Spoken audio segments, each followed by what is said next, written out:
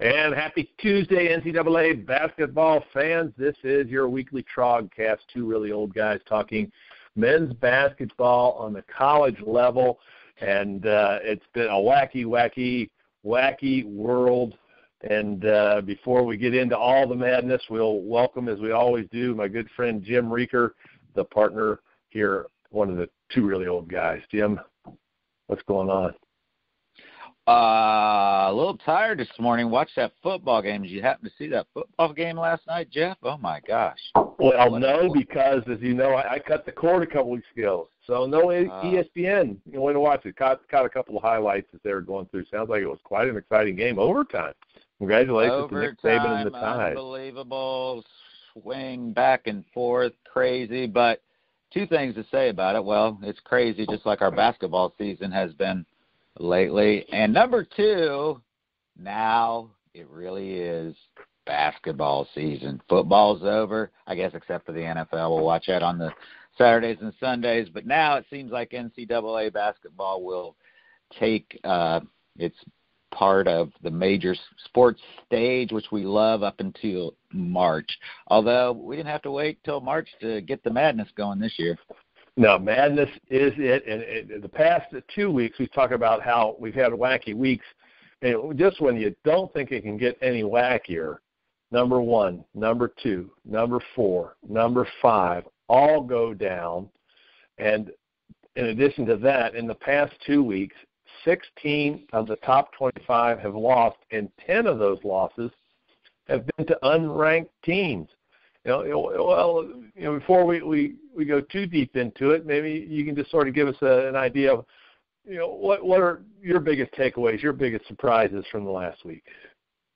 Well, and just to define it even a little bit further, you just look at the top 10 teams that didn't lose. There are only 2 top 10 teams that didn't lose this week, that being number 3, Villanova, and number 8, Purdue. But here's my take a little bit.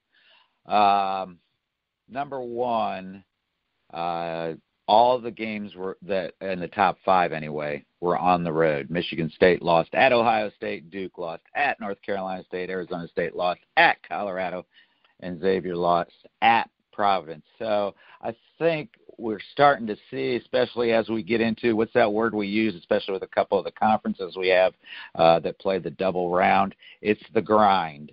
It's 2 games a week against opponents who know you, and one of those 2 games is going to be on the road, and it's the middle of winter, and it is the grind. Just a couple takeaways from those games, though, a couple factors I'll throw out there that I think had something to do with 2 of the games that I was kind of following anyway. Arizona State lost to Colorado. 2 things there. They were that undefeated team, and I think when you're undefeated, it pushes you to stay undefeated. And once you get that first loss, I think there's kind of a letdown. So definitely a trap game, I think, for the Sun Devils. They went to Colorado, and that's a tough place to play, number 1, because of the elevation. It's harder to play there physically, and I think just their letdown after they lost their undefeated season to their rival, the Arizona Wildcats, just a week before. I think those factors played in. And a little bit about Xavier's loss, again, on the road, and they had a tough Christmas. They didn't get much time off for Christmas. I think maybe it finally caught up with them. And just some factors, not going to make excuses, but I will. Just some things that people may not know. The Musketeers, because of the snowstorm out east, their flight was delayed getting to Providence. Also, there was a hockey game played the night before in that arena, which meant that the Musketeers did not get a shoot-around the day before, which is traditional when you're on the road and you get there a day before. And the 3 factor, and you've been bringing this up, and it's even worse for them, it was a noon tip. So they're traveling, they're late, they don't get in the time they want, and they got to turn around and play at noon. And I think those 3 factors caught up. And they're playing on the road in front of a hostile crowd that once the Friars made an early run, got them into the game, and they stayed into the game the entire time and didn't allow the Musketeers to make it all the way back as they had in several games leading up to that. Yeah, I agree with you on the road thing, but what gets me is how big the margins were. And we talked last week about the potential in the rivalry game there between Michigan State and the Buckeyes, but to lose by 16 and Duke to lose by 11, the Arizona State game was only 9, but like I say, it was there. And of course, Colorado then turned around and beat Arizona. And like, this is a team we haven't talked about much, but they put it to Xavier for their first loss last year, even though the Muskies revenged that. It just shows you that there's so much going on. To me, the biggest surprise, I think, was the way Texas A&M tumbled. This was a group in Billy Kennedy's spot. I mean, they dropped 6 spots. They were in the top 5, and now they're basically out of the top 25 after losing to Alabama, which is a team we've talked about, but losing to Alabama, even if it was at Alabama with Colin Sexton, by 22, and then hosting Florida but losing by 17, and then, of course, the close one that you don't really expect, which was LSU, which isn't known for its basketball. Some of the others, you can understand North Carolina losing twice, because that was the 2 top 25 teams in Florida State and Virginia. But to lose 3, I mean, that's almost the equivalent to what Arizona did in their tournament, just getting topped around. But the other thing is that, some of these are teams like Arkansas that just popped into the top 25 to lose to Mississippi State and Auburn, both of those on the road. Not that big a deal, but then Auburn turns around and beats Tennessee. So the SEC, which I talked about last week, pretty much up for grabs, and nobody seems to want to do it. It just lets me know that it's a wacky, crazy world out there, and you've got to wonder if this is the parity that we've spoken of, or the grind, or might this just be a down season for the NCAA? No list of dominant teams, just a lot of teams, sort of the group there at the top that anything can happen.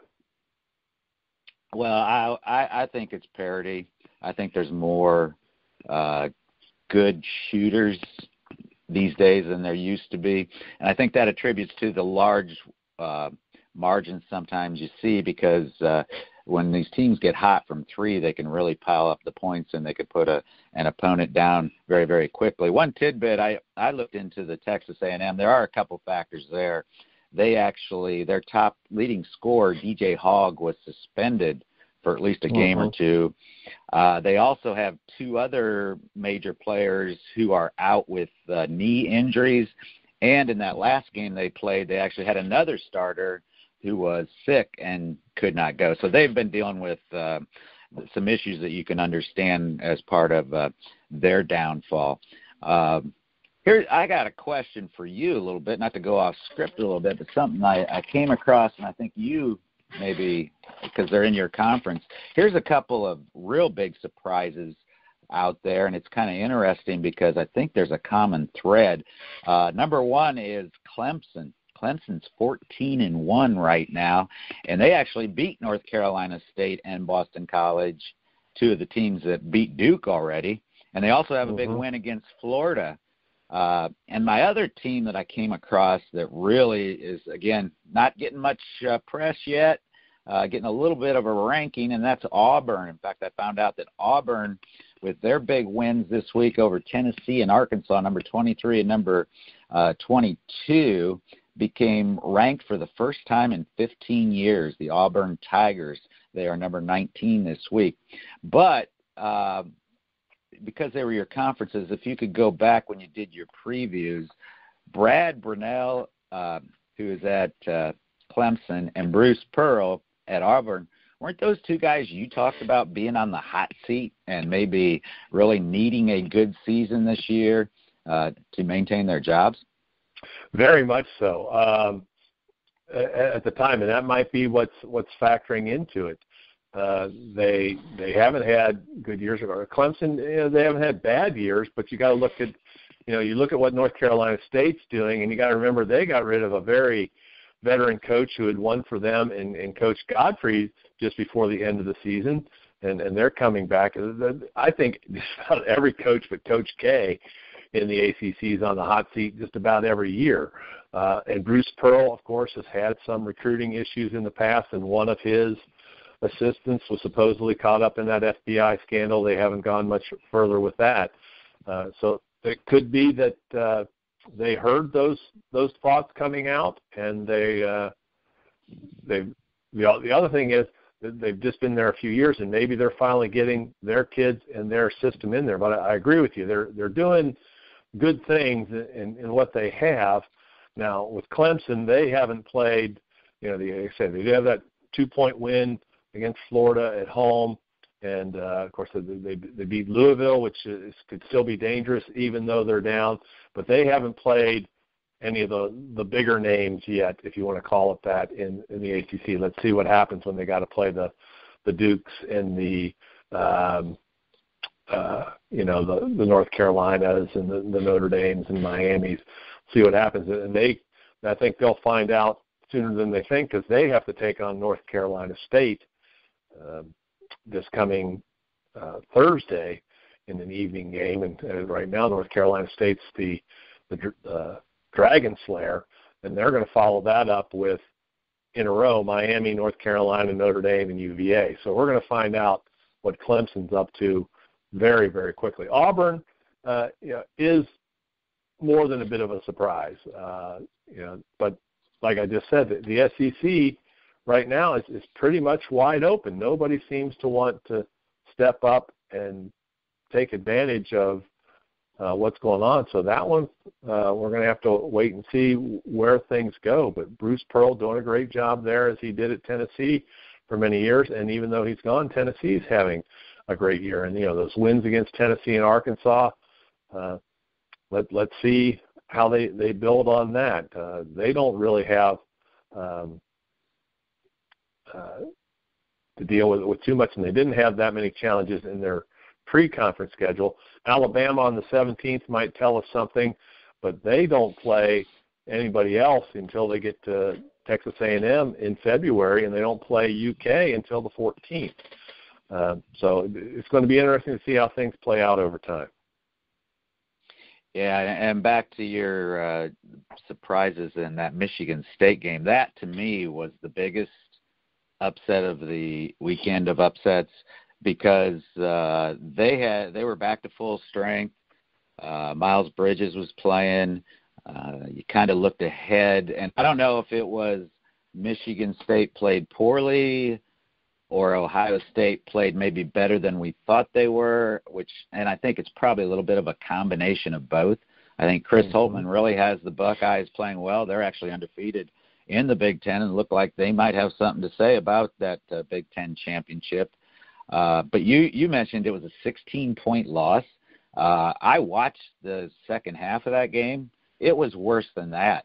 I think with 3 minutes left, they had them down by 23-25. It wasn't even as close as the final score.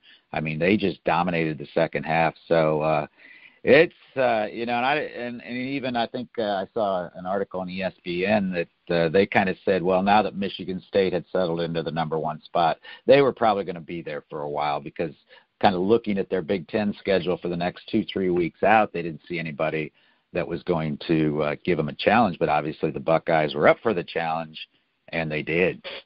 Well, that would have been we just talked about it briefly last week with them moving up into the number one spot. I thought they'd be there for a while. I didn't see anybody in the Big Ten could do it. Of course, they lost in their very first game, kind of like Baylor when they moved up. But they'll be back. And that Ohio State team, you got to watch them. Chris Holtmann working with Thad Matta's recruits. A lot of times that happens. You got good people, and a new coach comes in and can do it. But their only losses are to Gonzaga, Butler, Clemson, and North Carolina. So it could be that it might be more than just we were talking about Michigan State and Purdue. There might be a little bit more going on in the Big Ten. Yeah, and remember that loss to Butler, they actually had like a 15-point lead that they blew. And also you got to throw in the fact that we've talked about that was Chris Holtmann's old team, and maybe that had something to do with the motivation there. And also, when you look at Ohio State, you got to remember that he didn't take over that program till midsummer, and I think was a little bit behind the eight ball starting out. And maybe that he's just getting things kind of the way he wants it with his system, and his players getting to know him, and vice versa. So, at the Big Ten, and remember, I called this last week, and I'm sure we'll revisit this every week, but I believe Purdue is the real team to reckon with there. I've seen them play a number of times. They are very deep. They got the 7'3", 7'4" guys. They got a guard who I just think is can score, can assist. I just think they are the real deal, and I changed my pick to them last week just to remind you. Well, you can't pick you can't change any more picks, though. I mean, you gotta stick with the pick, okay? No, but it move on to the Big 12. I changed my pick to West Virginia too, away from Kansas, and that looks pretty good right now. Right now, and a lot of things could happen there. That leads us into what we're talking about in terms of the wackiness. It could be another wacky week. Listen to the games, and this is just tonight. West Virginia hosts Baylor. Oklahoma hosts Texas Tech. Kentucky hosts Texas A&M. Virginia is going to host Syracuse. North Carolina has to host Duke Killer Boston College. Creighton, back into the top 25, has to host Butler. Purdue has to travel to Michigan, which is not a great place to play. We haven't talked about. Kansas has to take on the Iowa State Cyclones, who have been upsetters. And Seton Hall has to go to Marquette, and the newly coined Auburn probably have a little bit of a skate against Ole Miss, as Tennessee will against Vanderbilt. But those are just the games tonight that are going to happen in the next week. So there's going to be another mix-up and craziness when you go there. But let's go back to some of the other things. Probably, other than maybe that Texas Tech Oklahoma, which we played later, the big game, and we thought it might end up being, a top 5 thing. And if Xavier had won, they might have even been number 2 or number 3. But Nova being back on top, but they can't rest because tomorrow night they have to host the Xavier Musketeers, and that could be for dominance in the Big East, as we mentioned on our Razorcast last week. Yeah, that's my upset special of the week. I'm gonna say it right now. The Xavier Musketeers will come back strong and defeat the Villanova Wildcats in Philadelphia for the first time since they've been both members of the Big East. That's my upset special of the week. So if you want to go to Vegas with that, you can. Couple things. I cover Xavier a lot closer than any team in the NCAA because I'm a big fan and a season ticket holder. But I've noticed that sometimes I think the Musketeers need to be refocused, and the best way to get them refocused is to lose a game. And I think they'll come back strong. They're not playing. We've talked about this last year. It seemed like the last 2 or 3 years they've gone there. Villanova has 2 home sites. One is an on-campus, very small high school gym setting, and then they also play, I think it's called the Wells Fargo Center in Philadelphia, which is a big arena. Well, it seems like every time Xavier had gone there, they played on the on-campus site, which is where you got the fans real close and the students, and it's just nuts. And this one's going to be in the Wells Fargo Center tomorrow night, so I think that gives them a little bit of I wouldn't call it an advantage, but not as much of a disadvantage. And, again, I think they're going to be focused. They had an off day. Trayvon Blewett had an off day, although, the question, and I'm sure we'll talk about it Thursday, although we'll be talking about that Villanova game a lot, but is Trayvon Blewett 100%? I don't think he is, but I don't think you're going to hear anything said that he is not. I think he's dealing with a shoulder injury as well as a hamstring injury, which because if you've seen his shooting's been off. And, of course, anything about basketball, the legs are very, very important, especially when you're shooting deep. So I'm going to call that one. A lot of those other games, they're toss-ups. It's just surprise teams against top-ranked teams. I will mention the Texas Tech Red Raiders, since they're one of my teams coming out of the Big 12, and I knew nothing about them. And so I did a little bit of research on them, and guess what? I still know nothing about them. Actually, it's kind of an interesting story. Chris Beard, never heard of him. So I did a little research. He actually coached at the Division II level at about 3 different stops. Finally got his first Division I job 2 years ago with Arkansas Little Rock, led them to the NCAA tournament. And a first-round upset, I think it was Purdue they beat, which catapulted him into this job at Texas Tech, where he was about 500 last year and actually lost 10 of his players off of his roster from last year, but obviously did some good recruiting. Actually brought in, I think, 2 JUCOs, a graduate transfer from DePaul that we've seen play, Tommy Hamilton. And they've just turned things around, and they're in my mind, they might be one of the biggest surprises in the country. And I look at their stat sheet. They are led by a senior who has been there for 4 years in Keenan Evans, but then you look down, about their next 3 leading scorers are freshmen.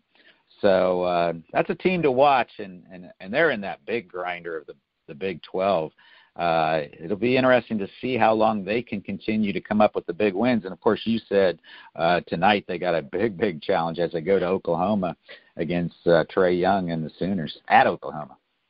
Well, not only that, and it's part of what we'll talk about next year with the Mountaineers.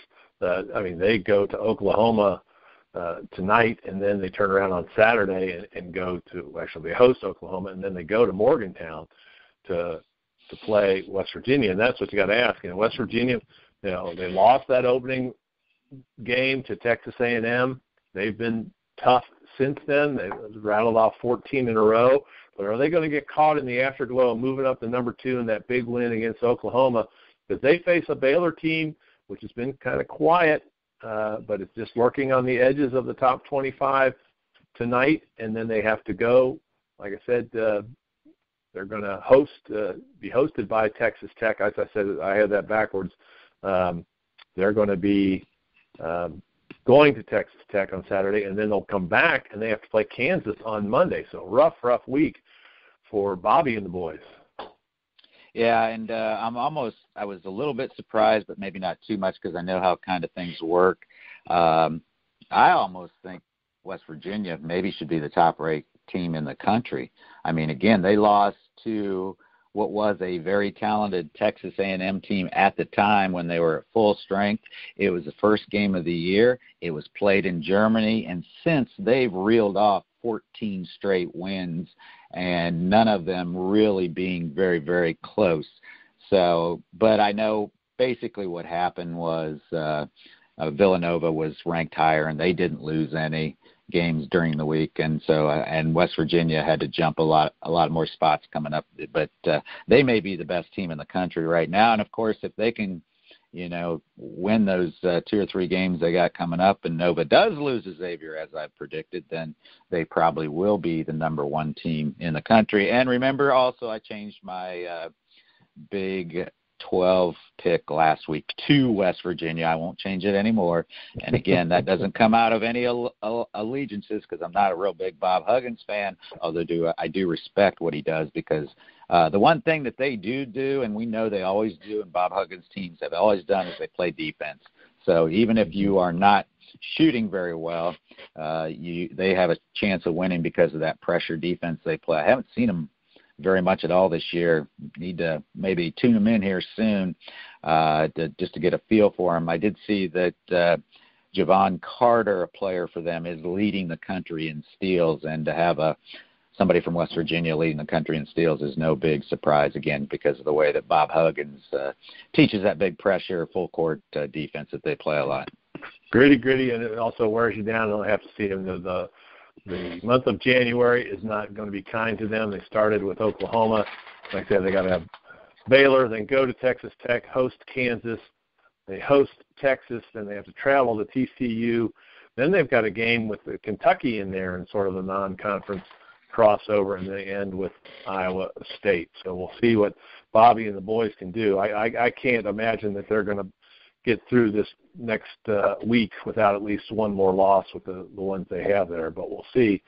And then the other question is, I talked earlier about Texas A&M, whether they can get back. They lost 3 times to unranked foes in the past week. And, of course, a couple of them, like I said, the Florida loss wasn't as bad as people would have expected. LSU was kind of the one that snuck up on them, but after getting kicked in the teeth twice. But they've got a chance to come back. They play Kentucky, who John Calipari called soft the other day. His own team said they've got to be tougher. And then they come right back with a game against Tennessee on Saturday. So Texas A&M could put themselves right back in the picture. Yeah, and here's an interesting thought, too, is it's kind of different than we've seen for a long time, is the blue bloods, so to speak, the Kentuckys, the Dukes, the North Carolinas, the Kansas, all of those programs are somewhat struggling a little bit, which is kind of a surprise, although there's an answer for a lot of it. I mean, Duke, I just read where Coach K was asked if he was going to change his lineup, and he said, no, I'm going to play these 4 freshmen and Grayson Allen, and he's not very deep. And so basically he's going to try to play his way into being a good team, which you got to think, because you look at the talent he has there. He has maybe 4 of the best freshmen in the country, especially number 1 in Marvin Bagley III. I think he, along with Trae Young, definitely is going to be maybe player of the year. Obviously, one of them is going to be freshman of the year. But, you got all that talent that just is young, and Coach K, they're going to be good by the end of the year. Now, with Coach Cal, I don't know if UK, they'll probably make the tournament.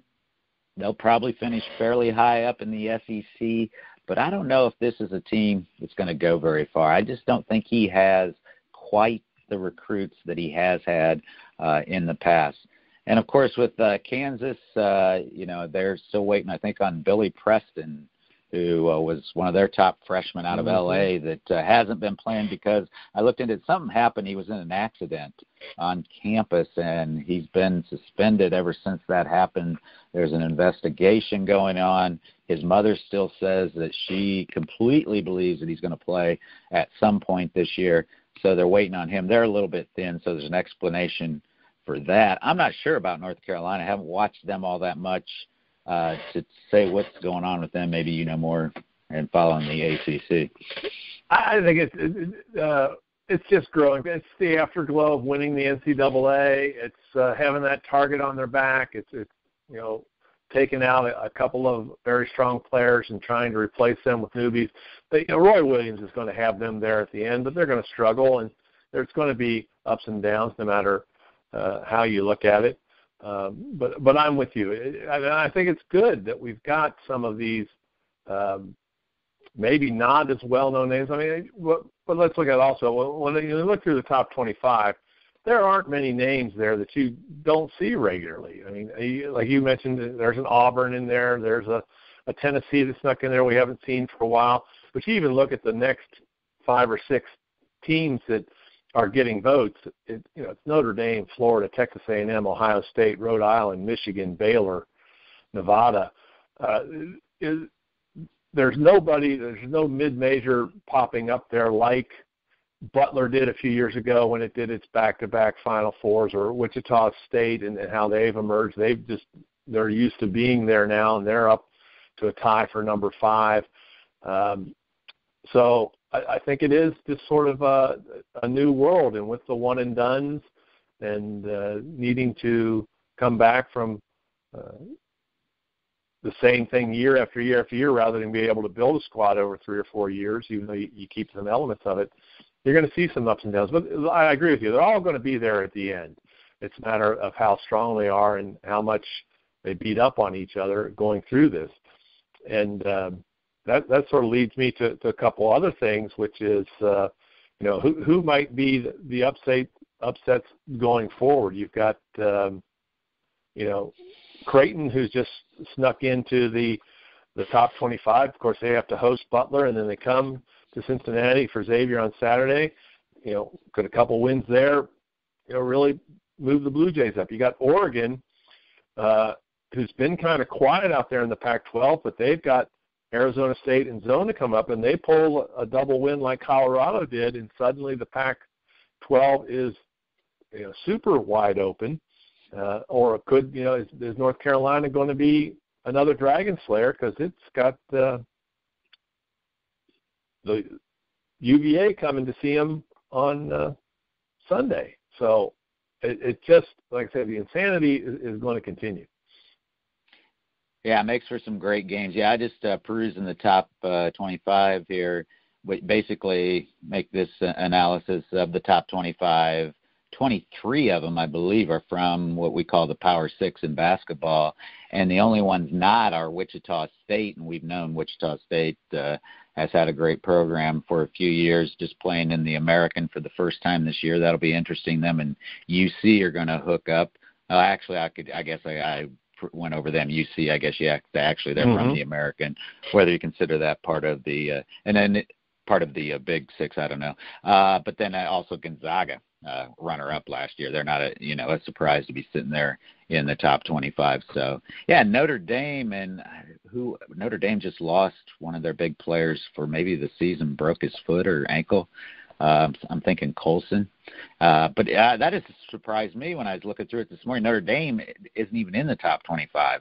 Nope. And they only have 3 losses, and I believe they're still undefeated in the ACC, and obviously they're probably going to contend for the ACC championship, and they're sitting at, I guess, what you would call number 26 this morning. Mm-hmm. Yeah, it's working up and down, like I said, and the big ones. I mean, we're not going to know about the AAC, the American Athletic Conference, because Cincinnati and Wichita State don't play each other until close to I think it's February 18th. They play twice in the last 2 weeks of the season, including the last game. So we don't even know how they really match up. And the West Coast Conference has never been really strong, but it's even less so now. Really all they've got is Gonzaga St. Mary's is down, even though they are 4-0 and have a better record than Gonzaga. They just have not played well. But again, that could be the surprise team that comes out of everything. But they lost to Washington State and Georgia, and they've had some close calls, and they don't really have that signature win.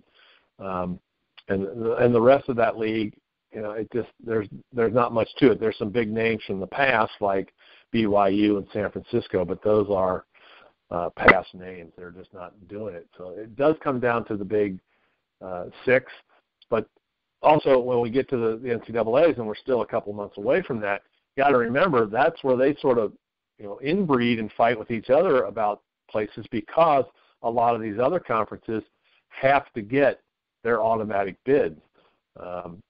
So they know how important these wins are now in the regular season and in their tournament season to get there.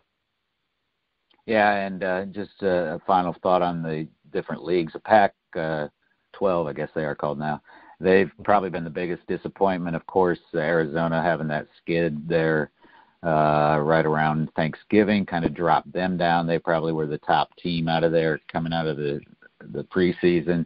Arizona State, of course, being a surprise and going undefeated for so long, but then now they've dropped 2. And then, of course, UCLA, with all their problems they've had, haven't played up to what we would consider their potential maybe, and we'll see how they rebound. But I guess I would say they're probably the most disappointing league going into the league schedule. But, yeah, it leaves it wide open. I think Arizona's going to be back. I think they're very talented. They went through a bad stretch there. Well, also on that note, and this is what makes me wonder, I mean, Oregon does have to, unlike Colorado, who hosted both Arizona State and Arizona, Oregon has to travel to those, but they're tough ones. But I don't know if you saw this, but just the other day, Sean Miller said, I can't reach these guys. I don't know. I've got to be better. We don't seem to play when we need to, and that's my fault, he was saying. And he came right out and said, I don't know what to do to reach this group of kids. And when a coach does that, and you're only, not quite halfway through your season, there's trouble in Wonderland. So, yeah, the Pac-12, very disappointing. UCLA's got 4 losses. Arizona, USC, which had a strong tournament run, already has 6 losses. And Oregon has 5 losses. Luckily, they've got the surprise of Arizona State to keep them relevant. And the other thing, we just don't know what other upsets there may be out there. What unranked team? I sort of mentioned Oregon and Creighton and NC State there, but none of those are really surprises. Who can rear their ugly head and come off the mat? You know, is it going to be Michigan playing Michigan State on Saturday with that big rivalry? Will Minnesota become relevant hosting Purdue? You know, there's just so many. Kansas State playing Kansas, and we know how those games go. There's just so many good teams and so many opportunities to continue the wackiness. I actually think it makes it very fun. It's better than, like you say, having the blue bloods there every time, and that's probably where it'll chime out at the end. But during the season, it's just fun to watch. We don't have any Monmouths this year making their sideline sculpture and all that, so we don't have anybody like that popping up, which you kind of hope you would. But it's just been fun to watch so many teams get in the mix. Yeah, and I think when you talk about, you know, the programs that aren't doing as well as they have in the past, the Dukes, the Kansas, blah, blah, blah, and I would even say maybe all teams in those Power 5, 6 conferences, I think a lot of it now is because, you know, this league season is going to have what Chris Mack talks about, the ebbs and flows. It's going to be some bad times. There's going to be some good times. But I think a lot of these programs, what they look at now, especially you're talking about a Coach K or a Coach Cal, what they want to be doing is playing their best basketball come March. And so losses right now, yeah, they want to win every time they go out, but I think it's more about the process of figuring out what your issues are, trying to fix the problems you have, trying to develop some chemistry so you hit the middle of February playing some of your best basketball going into your league tournament and a la your NCAA tournament. I think a lot of those coaches maybe, you know, they want to win their league, obviously. They probably have bonuses built into their contract if they win their league. But I think anymore, maybe their number one goal is to, of course, win a national championship. And we're probably looking at 10, 12 teams that have a legitimate shot, especially this year. I mean, you get hot at the right time and you got some talent, you can win it. That's true. That's true. And, you know, we're getting ahead of ourselves here. It is January 9th. We're talking about things going to happen in the first week of April by the time we're all done. But it is just fun to watch, and we'll continue to be on top of it here on our weekly Trogcast every Tuesday on the Grueling Truth Network. And, of course, those of you who are Xavier fans like Jim, join us every week on our Razorcast where we talk about Muskie basketball and the Big East. And we'll have a lot to talk about this Thursday because that game between Villanova and Xavier will be over, and we'll be able to see whether Jimmy the Reek has come forward again with his big prognostication that Xavier is going to go into Philly and knock off the number one team in the country. So lots of fun things, and that leads us into having a little fun, as we always do every week, with our trivia and tidbits. Trivia! I got a good one today. And you don't get too discouraged, Jeff, because it's one of those, I like to make you think. Hey, okay? I've done pretty well this year, so I'm ready for you. Go ahead. But I like this question. This is a good question. But again, at first you're like, oh, I don't know. Don't say I don't know. Just sit back, relax. Hey, you ask the questions, and I'll answer the questions. Don't tell me how to answer the questions. You just ask them. All right. Here we go. This is a good one. As always, I try to relate the question to something we have talked about or discussed today, which can be about anything because we've talked about a lot today, but focused on the Texas Tech Red Raiders and Chris Beard, who's brought them from oblivion into one of the top teams in the Big 12 this year so far, and we'll see how long that lasts. But in doing my research on the Texas Tech Red Raiders, maybe this will be an easy one for you. They, of course, are not known as a basketball school and have had limited success in the basketball area in the NCAA, but they have in their coaching past have had two coaches who have won national championships, not at Texas Tech, but at other stops in their career. Can you name the two men who have coached Texas Tech who have national championships on their resume? Well, the first one is obviously easy. That's because he said I didn't have to change my red sweater, and that's Bobby Knight, who went there after the debacle at Indiana, and of course passed the reins on to his son Pat. And you would have thought this was tough, but I do happen to know that on his varied tour, and we talked earlier about coaches that take over programs, and I meant to mention that earlier. Laval Jordan doing a great job with Chris Holtman's recruits, and Chris Holtman doing a great job with Thad Matos' recruits. We'll have to see when they get their own. But the other one is a guy who won a national championship basically with another coach's recruits. Not to minimize it, but when Tubby Smith took over for Rick Pitino in Kentucky, Texas Tech's been one of his many stops, along with Minnesota, and God knows where all Tubby's been. It seems every couple of years he's moving around. So maybe not as hard of a question as you thought. Huh? Interesting, though, isn't it? Interesting. Yeah, interesting. And Texas Tech, known as a football school, but they haven't even had a lot of history, you would think, but they've got a lot of NCAA tournament experiences, and they've gone deep a couple of times. But great school down there, and like I say, we got the Texas Renaissance, we got Texas A&M, we got Texas Tech, we got Texas Christian. That's not even talking about UT, and Shaka Smart's got them laying on the edge. I think they may make a splash before the end of the year. Okay, that's good stuff as always. In my trivia tidbits, a couple of them a little melancholy, but a memorial. I'd like to give a shout-out to the veterans of the Battle of the Bulge. So the past couple of weeks, it's been bitterly cold here in Cincinnati, and today is the anniversary of when that siege was lifted in the city of Bastogne. And I say that because just walking out and what this was like, you got to do a shout-out, and unfortunately that greatest generation, as Tom Brokaw named them, is dying away. But I can't even imagine being out there on the front lines in foxholes throughout the night when it was one of the coldest winters in European history, not being able to light fires because then the artillery or the mortar fires could zero in on you. And from about the middle of December when that siege started until, I say just now, it's almost 3 weeks, those guys hunkering in against great odds, 5-1 odds to begin it. This is the anniversary of the day when the Germans went into retreat, and with all the tributes we do to our servicemen, I can't even. And Jim, you know me. You know I don't like the cold, and I've said many times that when I get sent to hell, it's probably going to be Antarctica. So I can only imagine what those guys went through.